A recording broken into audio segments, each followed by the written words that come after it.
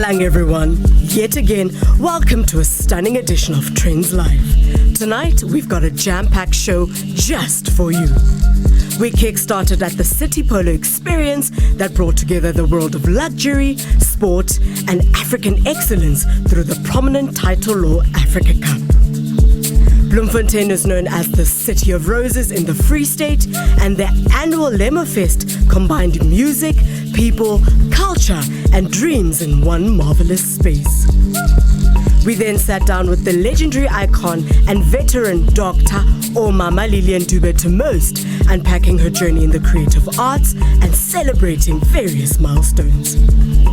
One of South Africa's greatest musicians, Zama Jobe, has returned to the music scene after a long, worthwhile break. She has also embarked on a new business venture. Definitely lots more coming up, so stay tuned as we serve you nothing but greatness. Good evening on this Feel Good Friday, or should I say Happy Payday Friday. Welcome to Trendz Live. My name is Kansani Koza, but because we're family now, please call me Candy. I am your host tonight as we get into all things arts, culture, lifestyle, and travel. As you heard from the headlines, we have a special lineup in store for you and a few surprises up our sleeves. So I urge you to stay glued to your screens for the next hour as we give you all the best in entertainment. All right, speaking of, let's kick things off rather. And first things first, take a look at all local international news that made headlines this week. In this week's news wrap, New York City's Comic-Con was underway recently, with pop culture fanatics taking over Manhattan's Jacob Javits Center. Attendees dressed up as their favorite characters and connected with like-minded fans at the yearly event. For some, it was a return to visit this exciting event, reconnecting with everything geek and returning to their tribe. Organizers said roughly 250,000 people were expected to attend the 4-day-long event for anyone who loves pop culture. With comics being at the heart of the event, there's also a very robust artist alley with comic book creators that people can meet and interact with. Authors and writers are part of Comic-Con, including anime and cosplay. This celebrity-filled event is considered to be the largest pop culture event on the East Coast of the United States. Then, Hollywood's biggest stars came out recently for the 5th Annual Academy Museum Gala in Los Angeles. Television star Kim Kardashian raised eyebrows by wearing a beige-colored face covering to match her gown. Legendary director Martin Scorsese walked the blue carpet with singer-songwriter Bruce Springsteen. A new biopic about the rock legend Springsteen, Deliver Me From Nowhere, has been released and is on circuit. The Academy Museum of Motion Pictures opened in 2021 as a place to celebrate the history and cultural impact of the movie industry. Finally, models Gigi Hadid, Alessandra Ambrosio, and others wowed at the Victoria's Secret 2025 show in New York City recently. An all-female musical lineup included performances from global music artists Karol G, Missy Elliott, Madison Beer, and K-pop group Twice. Creatively directed by fashion designer Adam Selman, the new SVP and Executive Creative Director for Victoria's Secret, the show follows a woman's journey from day to night, fusing glamour, wings, stars, and colors of golds, pinks, reds, and blacks. Celebrity guests on the night included actors Sarah Jessica Parker, Jodie Turner-Smith, Chloe Sevigny, Patrick Schwarzenegger, Jeremy Pope, and models South African-born Candice Swanepoel, Stella Jones, and India Moore, as well as theatrical producer Jordan Roth and filmmaker Karen Gillan. Now that's certainly a star-studded event, and that's all we have time for in our celebrity news wrap. You heard it first right here on Trendz Live, this week's headlines.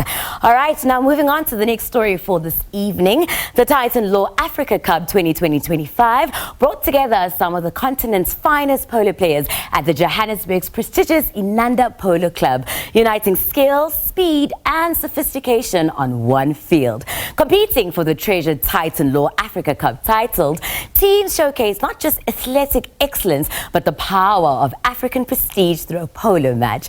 The cup was more than just a game. It was a celebration of heritage, luxury, and the unbreakable spirit of African sport. Trendz Live producer Lilian gave us a closer look at the energy, the partnerships, and the people making it all happen. The city's elite and innovators came together to play hard at the Titan Law Africa Cup 2025, redefining what it means to celebrate the polo sport in style. City Polo is an academy aimed at making polo accessible to those who are interested in the sport and have not had exposure. We caught up with the founder, Craig James, who gave us a glimpse of what the event was all about. We just wanted to exhibit the best of the sport. You know, the luxury is there on the side of the field, but we're wanting people to also experience the exhilaration of the horses, showcase their sportsmanship, the players and the horses, and just show people that this is a family day. It's a great experience for everyone to come out. Obviously, we've been posed with some challenges this year at the Titan Law Africa Cup 2025. The weather has been a little bit challenging, but I mean, we've now been blessed with wonderful weather. City Polo has worked closely with a number of premium partners, and the Titan Law firm stands out one of the most dynamic. Founded by legal visionary Gerald Mlotshwa, Titan Law is a powerhouse shaping excellence across Africa, from the boardroom to the polo field. Their collaboration with City Polo isn't just about sport, it's about merging business prestige with the elegance of polo, creating a platform that celebrates African success, style, and sophistication. Having a chat with Mlotshwa, he explains how the integration came about. I'm just going back to about May last year. I started the conversation insofar as this particular event, now called the Titan Law Africa Cup is concerned. We started that conversation last year and it became a reality this year. We started off with the test out in Plettenberg Bay, where I play a lot of my polo twice a year. And we thought, let's bring Argentina out there. Argentina usually come out to here in Anda, but let's also have it where in the in the Western Cape. Out at Plettenberg Bay, we thought let's Christian this polo field by holding a test there that had not been held for the last 10-15 years. And it was a great day. But then that's provided the impetus to start planning, for today, in essence. Yeah. So it's been a journey of sorts. We've committed to supporting this event for the next couple of years. And what we want to do is to be able to develop it so that it's a truly African polo experience. The energy at the polo was most certainly infectious, and the winners of the match was then announced. Guests shared their thoughts on the day, the style, and what African excellence means to them, from the polo field to the excitement that was contagious. It becomes another hobby, it becomes another point of interest, if I can put it like that. It expands your horizons, it expands your mind. Like I said, from the first time I watched polo, I went to research on it. But I suppose research for me is like my second language as an actor. So for me, I was fascinated by the actual game, how it originated, where it originated from, how it used to be played originally to what we see today. And so today in particular, it's also a cohesion of countries. Kenya's playing, Zimbabwe is playing, South Africa is represented. So it also becomes about the African dream, the African cohesion, and African unity in a way. And nothing unites people better than sport. People get to train so hard during the week, during the years, and then they get to a platform like this and they get to showcase that, okay, this is what I do for a living. I'm very good at this. It exposes a lot of talent, because I feel like there's a lot of South African talent that's there that hasn't been uncovered and unrooted yet. But with an event like this, some other people can be inspired and be like, hey, maybe I would be good at this as well. When I spoke to Nikki, she said that she wants to bring polo back to being polo, where we appreciate the sport itself, where as the game is going on, there isn't loud music, and I appreciate that actually we're actually learning more about the sport itself, So for me personally, I think that's what catches my attention, to appreciate the sport more. The horses have raced, the style has shone, and the spirit of African excellence has been unstoppable. City Polo South Africa proves that when vision meets passion, the results are unforgettable. Now that's a wrap from the heart of the action, where every moment was a true celebration of ambition, talent, and unforgettable style. From the polo to a break. We won't be gone for too long, but we do need to pay some bills. While we are gone, please be sure to engage with us on X. We are at Trendz on SABC, and we'll be right back with an exclusive interview making its way to you on how culture has become the new currency. And trust me, you don't want to miss it.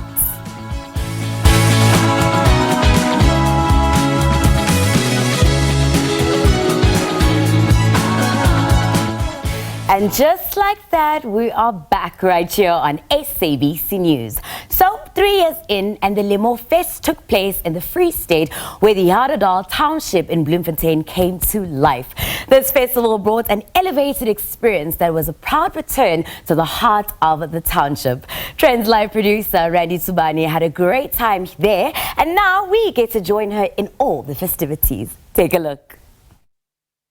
It's the 3rd edition of the Lemo Fest, and this time around, see, who says you can't have a good time in the township? Great performances, spectacular vibes, amazing people. Out and about in the Free State, the City of Roses. One of the many things that bring people together is music and how it makes us feel. I sat down with the founder of this festival, Freddie Kenny, as it took place in the Edutainment township. It started from a humble beginning. It started from a concept where how could we change the mindset of communities. Our communities are going through a very difficult time, and we said to them, how could we bring them out of their houses and enjoy the warmth of music. I always believe that music is what makes people to heal sometimes. And when I'm sitting at home alone and I start playing it, and I said, you know what, if I can enjoy it like this, what about other community members? That's how it started, man. I was there, so I know exactly what Ndade Freddie is referring to when he says music has a sense of healing. We continue our conversation as he takes us through why the notion Reakasi. Most of us, even if it's 99.9%, we are from Kasi. Kasi is a concept that we always need to belong to. Kasi is a concept that if we don't nurse that concept, I don't think that our great-grandchildren will ever think about Kasi. My fear is dying out. We are taking other concepts of the world and we forget where we're coming from. And the economy of our community, we need to bring to their mind that we need to go back to the township. My background is that I belong in the township. And why in the township is where I've made it. Musician Tando definitely gave us a fabulous performance. He broke out in the industry in 2003 and it's been nothing but platinum since then. We chat about his journey and the love for his craft, staying consistent and loyal to his sound. It's something else, you know. I believe God creates everything the way He creates it, and everything will go the way He wants it to go. You know, so I understand my place in this world, and I just try and stick to what I do. I won't always be number one, but I try and push where I can, the way I can. The love of family and a solid support system are one of the things that keep Ntando going and keeps him grounded. I called my mom and I told her, alright, we go Bloom, this and this and this is happening, and she was so happy. So the show you saw today was because of my mom. My kids are happy, my wife is happy, I like to think she's happy. The task we have in the world is not really that hectic. Just take care of your family. I then spoke to Tebogo Ngadu, the MC of the night, as well as former Idols musician Brandon Gludlu, on the beauty of the milestones they have achieved and the immense contribution this festival has had on their growth. It's been phenomenal. It's been out of this world, and I'm very grateful for the opportunity that I've received to this is the biggest platform that I've handled in Bloemfontein with such a crowd, and the whole program alone. So it takes everything of you, you know, your courage, your energy, your focus, your mindset, whatever that you want to achieve. Everything that I write about is about me, and I feel like people relate to it. And because I write these songs in my bedroom, and then I start recording, and then I start like posting them, and then people just relate to them. I feel like just being authentic and being myself is key. I listen to a lot of music, and I get inspired by a lot of things. Because with the whole Love EP, it's about, I feel like you can tell if Brendan is in a relationship now, or Brendan is broken up, you know, or Brendan is going through something, or is feeling spiritual. Some attendees of the festival had this to say. Lemo Festival is one of the best. I've experienced so much. It's fun, it's free, we're safe, everybody's happy, and I'm happy too. I love the experience, it's amazing. I love the fact that they're bringing back the talent back to Kokasi. That's where the talent is mostly based. As the saying goes, dreams delayed are certainly not dreams denied. What a night. So true. Like what you've just witnessed now, more and more people aren't just buying products, but they're buying experiences. From music festivals and immersive pop-ups to the digital spaces where culture lives, brands are learning that connection is the new form of currency. It's what some are calling the experience economy. And South African creativity is right at the heart. To unpack how culture is driving this global shift, we have Darwin Phillips from CSA Global in studio with us tonight, who explains why brands today need to make us feel, you know, something real, not just sell us something new. Welcome to the show. Thank you so much. Thanks for having me. I mean, it's a pleasure having you, and I want us to delve right into this conversation this evening. What is actually meant by the experience economy for those that don't know? It's sum it up as yellow. Okay, the color. You only live once. Okay. So, oh, not yellow, YOLO. YOLO, sorry. It's my accent. No, I think where it really comes about is, you know, particularly with Gen Zs and millennials, and I think also just coming out of a pandemic such as Corona. Yeah. You know, what happened is, one is wanting to have more experience, and it's one thing we've also gone and we've seen our parents and the previous generation working hard and just kind of living the 9 to 5, and life is really based on those moments, those memorable moments and those experiences, which ultimately define us as humans. Oh, I see. That sounds actually quite interesting. But then how does South Africa fit into this like global movement that's currently happening? Well, I think with technology, I think we're becoming like-minded. So the thing is, I think for the first time, someone in South Africa, I often say, can access the same amount of information as someone in Tokyo, Sao Paulo, Brazil, London, Los Angeles. So distance doesn't become really real with technology now. Geolocation is a thing of the past. It's really about like-mindedness. And I think from South Africa, we have unique experiences to offer to the world.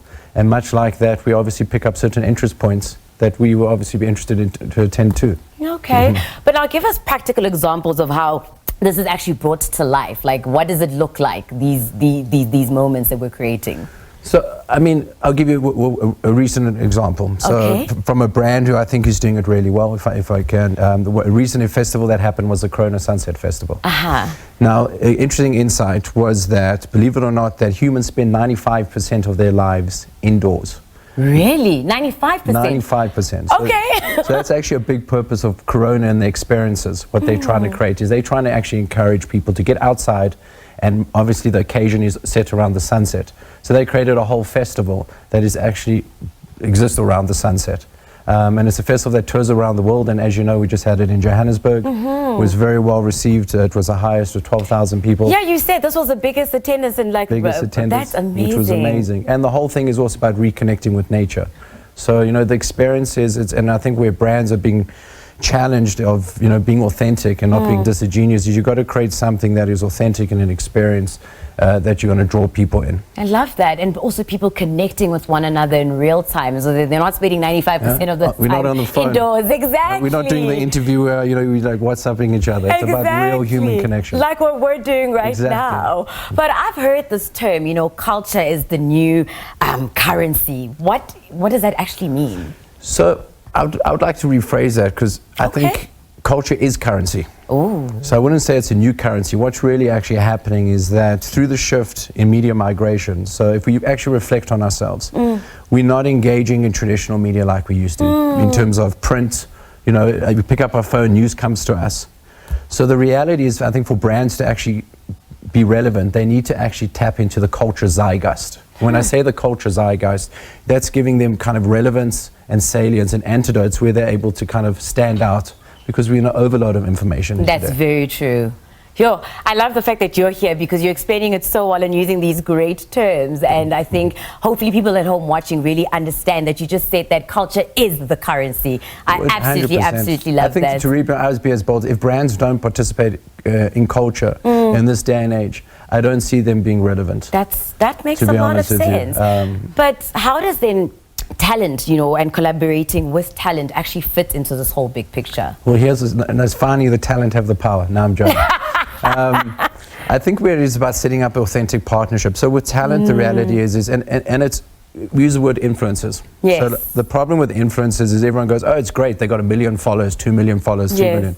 The reality is, if you're actually dealing with a cultural influencer, their social media is a byproduct of what they do. So if I'm a musician and I'm building my following, it's based on my craft and my art. And if I'm really going to be the best at what I'm going to be as a musician, again, the social is just that byproduct. So it should just be an extension, right, of whatever is already existing in your everyday. Totally. So where brands need to sharpen the pencil or be a little bit more kind of breaking the mold is stop looking at his talent as a media reach. So building holistic partnerships that are authentic in what their brand's purpose is. It makes me feel like that's where CSA Global comes in. Like, how are you guys getting involved in making sure this cultural shift is actually happening and shaping it? Look, we've been on a journey. We've been in the, you know, we've been on the brand side, we've been on the talent side. And I think what we're really trying to do is, and I think it's a fantastic, we really have some rich storytellers on this continent. Love that. Dynamic minds, from music to film to fashion, across the continent. And I think brands need great solutions, and at the same time, talent need great partners. You know, and brands, we also sometimes forget, are, you know, celebrities in their own right, meaning that they have means, they have distribution, and when talent can partner, there can always be not a traditional kind of path of distribution where you can get your own brand out from a talent perspective. That honestly, that makes so much sense. I feel like we need to talk some more, but you know, we are live on television, so I want to wrap it up with asking you, with somebody that's watching right now that's a young creative, what advice would you give to them? I would say, just remember, and there's an old proverb or old saying, it takes 10 years to make 5 minutes in Hollywood. So I think just stay with your craft, be obsessed with what you want to achieve. It's good to be inspired by others, but really try to find your beat. And at the same time, just be a bit compassionate on yourself. Rome wasn't built in a day. And just stay true to yourself, and just, as I say, don't compromise. And one thing when I work with talent, or don't do it just for money and fame. If that's your intention, if you want to get into the space, unfortunately you're not starting on the same. If you want to get into the culture, you want to be a musician, you want to be an actor, do it because you want to be the best artist. And the rest will follow. The rest will follow. I love that so much. Darvin, thank you so much for joining us on Trendz Live. Like I said, we'll probably chat during the ad break, but we do need to go pay some more bills. You heard it from Mr. Phillips himself that, honestly speaking, as Africans, we're doing a lot to shift this culture, and it is definitely the new currency. Like I said, we are taking a quick break, and when we come back, we still have so much more in store for you. Let's go, Suta.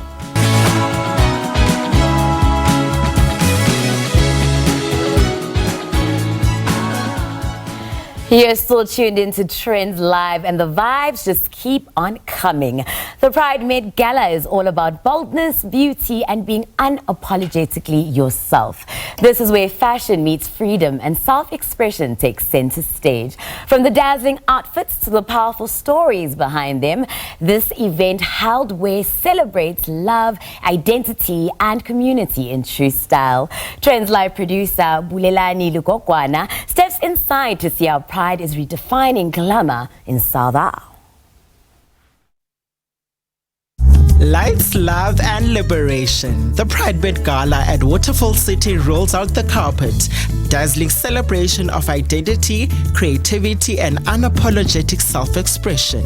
It's where fashion meets activism and every look tells a story of pride and power. This is a night where glamour has no limits and authenticity takes center stage. Well, tonight specifically is the Queer Met Gala dinner, and the reason why we're here is because we as the LGBTQ plus community got tired of asking for a seat at the table, and we decked our own table.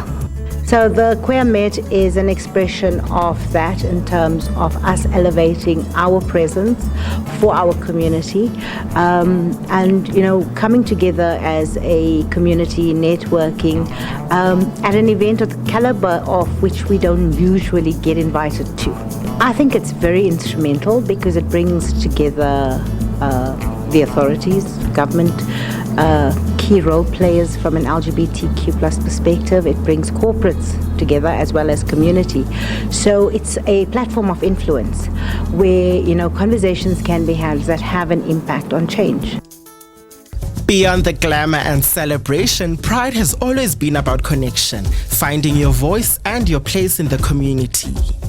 Over the years, we have seen that this is a networking opportunity for everyone that does attend, and also it's a place where you make friends. So you can come alone, but you're never alone because this is your tribe. And I think at the end of the day, the message is that for the theme of the month, Purely Queerly African, what we are trying to establish is an Africanism to Pride. At the end of the day, we need to claim our own heritage as South Africans and not allow the Pride narrative to be dictated and followed by a Western narrative. In a world full of expectations, the Met is about claiming your truth. Every color and every silhouette tells a story of courage, pride, and being unapologetic of our African identity. With regard to fashion this year, there's been an outcry from most people where they have used cultural fashion as a statement of homophobia. So coming this year in full queer Africanness, embracing our two sides, because I am a queer man and I'm also an African. So my fashion this year is a statement to say that my queerness doesn't erase the fact that I'm an African man, and that I embrace both openly, and that I believe that there's room in Africa to embrace both. Here's what some of the tribe had to say, unfiltered, bold and proud. This is what pride really looks like through their eyes. It allows you to show who you are in every aspect, color of the rainbow, and that's queer expressionism at its best. It means that one day we all will be accepted everywhere. No matter who we love, how we look, what we feel, we're human and we're seen as that. I don't think we are seen enough as who we are. A lot of people have a misconception of what homosexuality is about.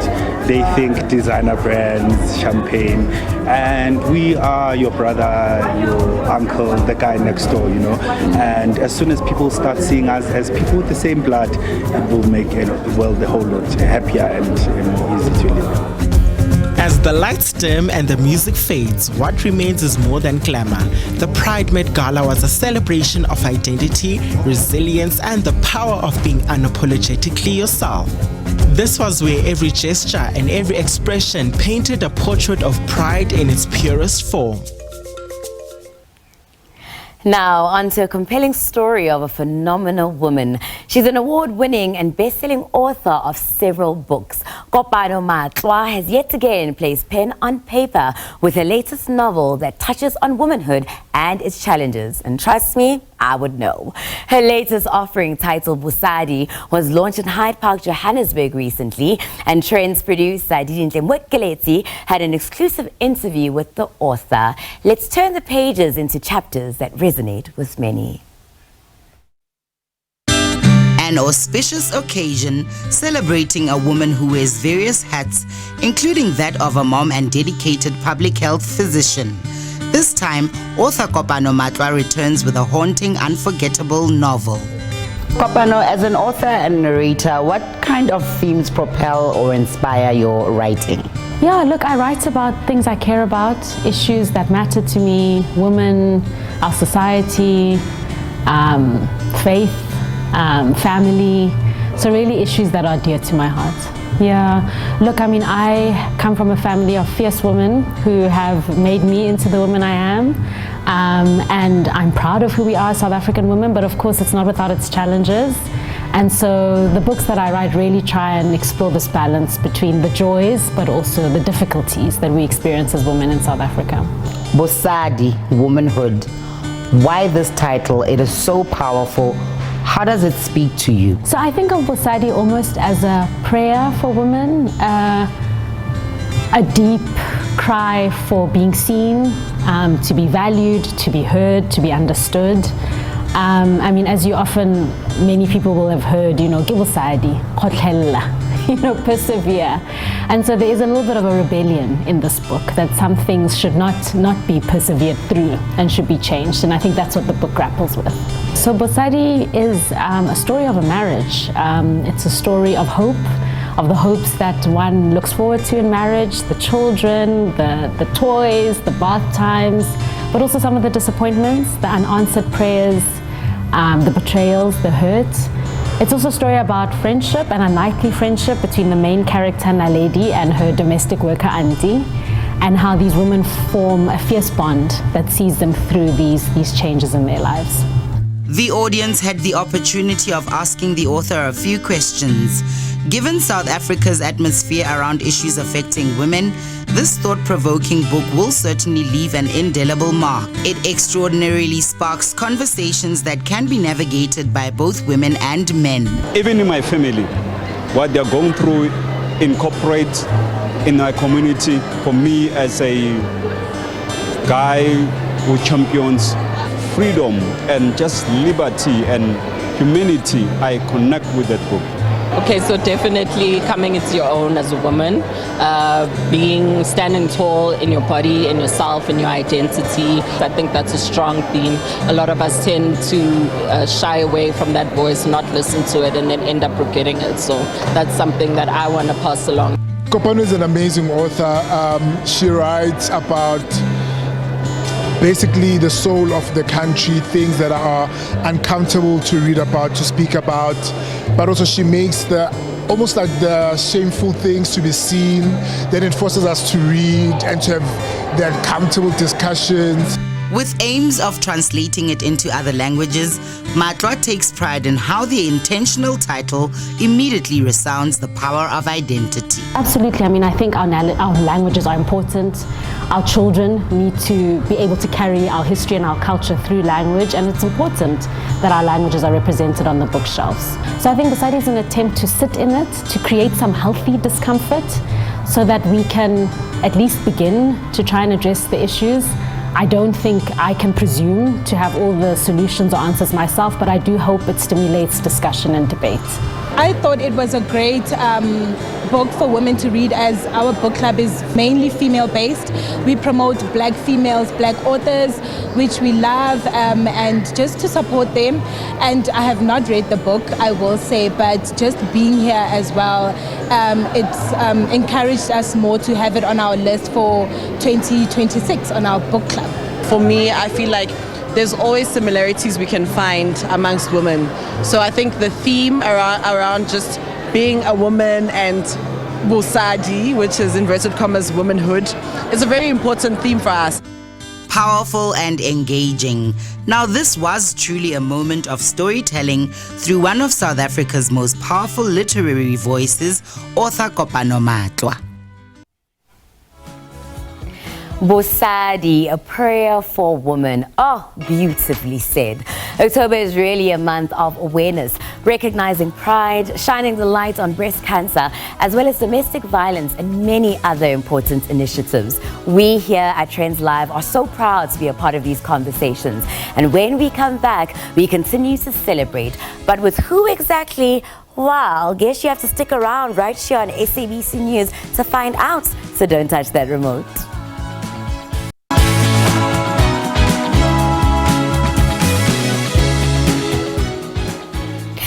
Sesbuile. We are nearing the end of the show, but we're still in high spirits and celebrating our legends. An absolute powerhouse in many ways. She has graced our screens for the longest time and has never been a dull moment. Trendz live producer Randy Tubani sat down with iconic Dr. Lilian Dube as they reminisced about her journey to becoming the star she is, conquering challenges and turning 80 years old this year. Patung It's not every day that one gets to sit down with the heart of the industry. Legendary icon Mama Lillian Dube takes us through how she ventured into acting. We've seen her on our screens, she's made us laugh, and what an absolute fantastic all-rounder she truly is. My son was 12 then. I was working Trendz, which was those shops selling houses. It was the flagship. So I used to have a radio, and then gave a LM radio. It was a very groovy station. Each time I get almost everything, it's no longer on LM Imoho Lisade. So I used to have a fight with my son. Kimanga chinchilling. Our mama, whatever wafeto, kireke fetwa king. I remotely said, but about the artistic at the 31st of May. I've forgotten the exact year. So, Nakia Sebes, I went to take auditioning. I had a copiscope, Mama, but Balaba copiscope, Kibanaba actor you look away. So, to please my son, I went and I'm playing letter scripting Arkatau Tusamam. So, I did it for my son. I'm more pleased because I had a permanent job. The rest is history. Talent scout, isn't that amazing? I think it's a beautiful thing, and aging your high at the time. So, jive. So I didn't start with acting. I started with what then used to be called dubbing. After dubbing, I went into acting. I loved acting so much. My best, Mopeme. You know, when I went to audition Mopeme, for me it was very fortunate in that I knew the book, and I used to go to Lesotho, go to Kolong, Kikena le Banabantate Matlosa, who was the writer of the book. So haki auditioning ating, kaya ke batale ditse moriri, and barang tang ne se motho a motle go loka nnachi. Kat ina di phako tsa mamaka. Because the script, the brief in a battle about Thomas Tool. Knowing the book, he puts or how about Thomas Tool. Baratang has a sokola. How are they going to thin hair? At Fitza auditioning. Director here he puts really no name. But after auditioning, he sharply like so can talk and a little feeling and I can toss his suit. I remember about Mutangan, I was given Sadikatanase. If Nikile Muting, Baratanka or Utulo water in the end, Utomotisakang in 3 months. That's the idea. I Shapa. Do you know I won an award for Baratang?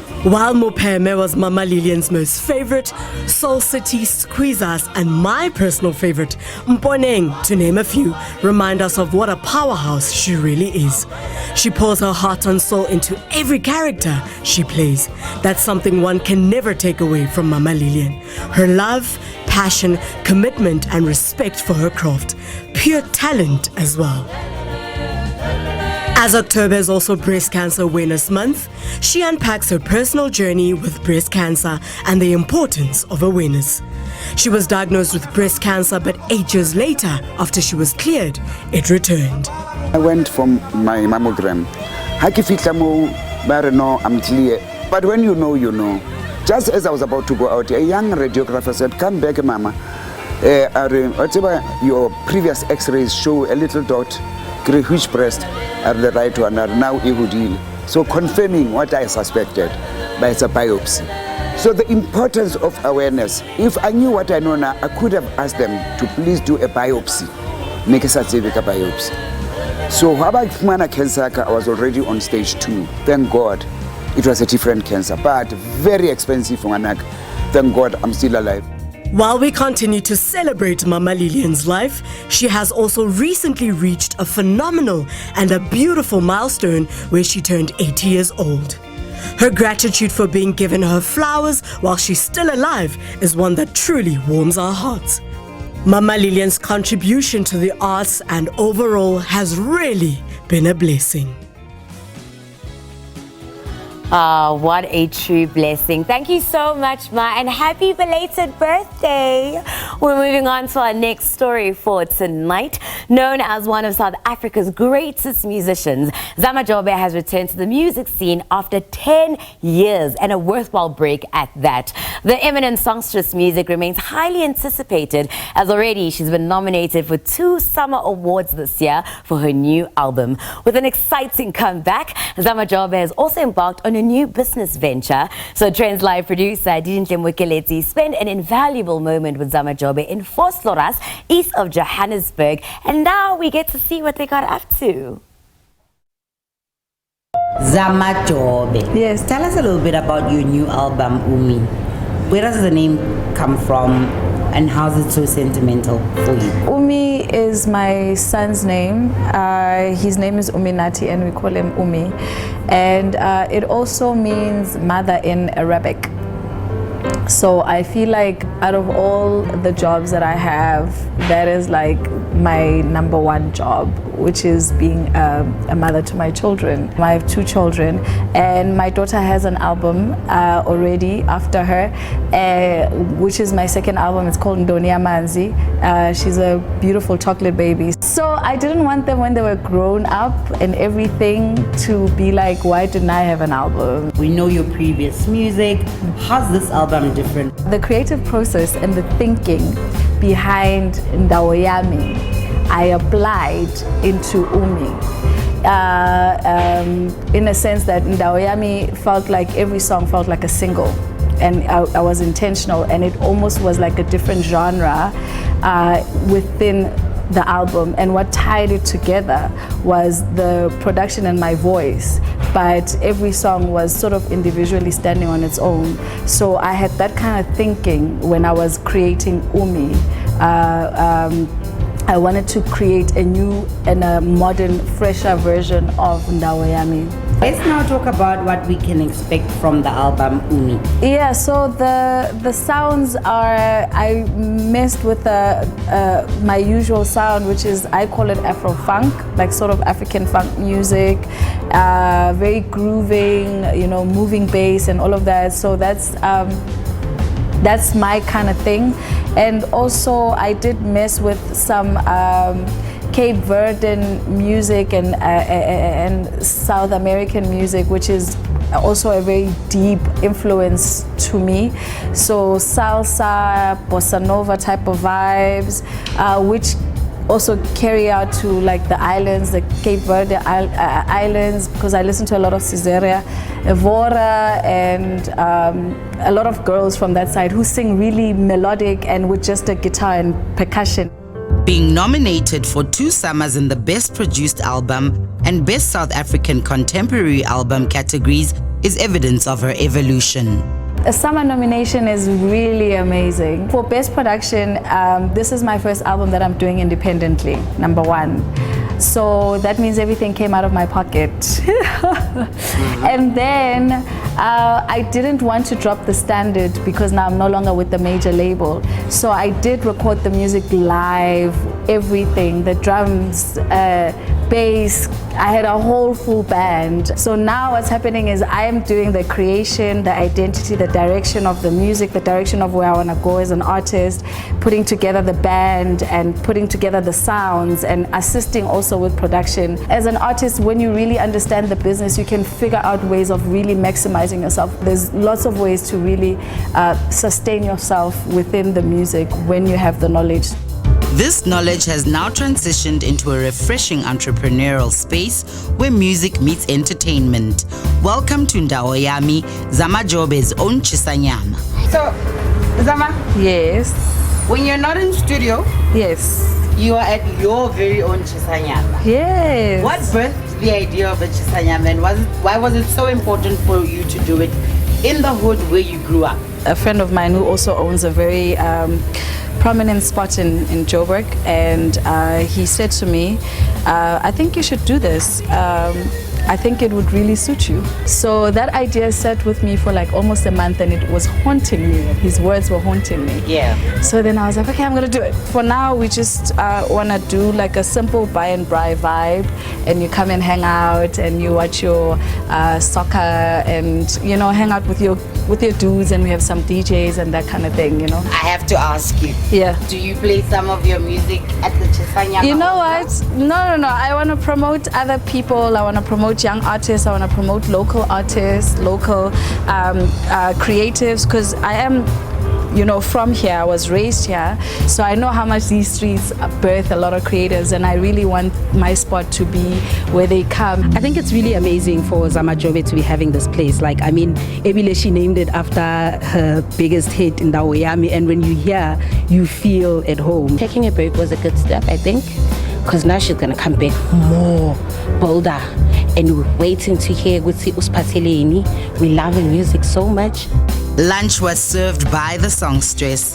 Sharing a meal with Zamajobe was a reminder that while making music may be her favorite craft, charity still does begin at home. We wish her all the best with her new album, Umi.